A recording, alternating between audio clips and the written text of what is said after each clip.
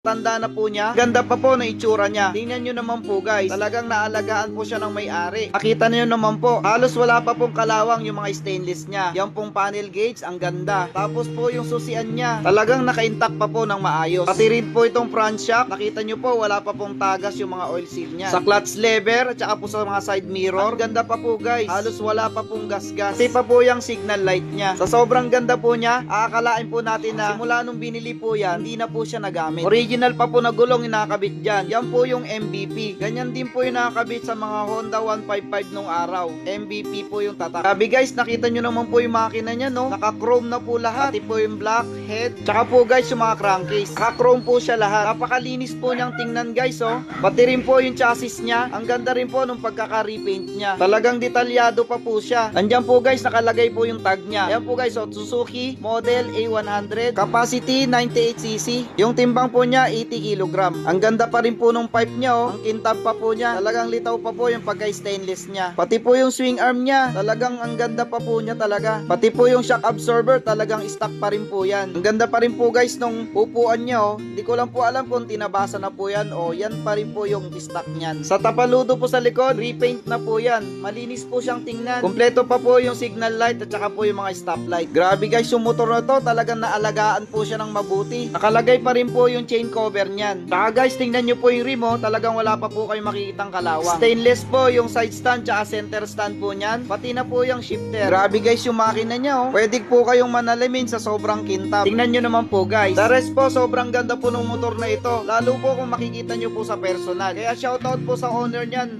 Hindi ko man po kayo nakausap, alam ko pong motor enthusiast po talaga kayo. Kasi napangalagaan nyo po ng maayos yung motor nyo. Grabe, mas matanda pa po sa akin yung motor na yan. Bihira na po yung may motor na ganito ngayon. Meron man po kayo makikitang ganito, hindi na po ganitong itsura. Kumbaga po, halos kinakalawang na po siya o halos pang junk shop na po siya. Ito po kasi guys, napangalagaan niya po ng maayos.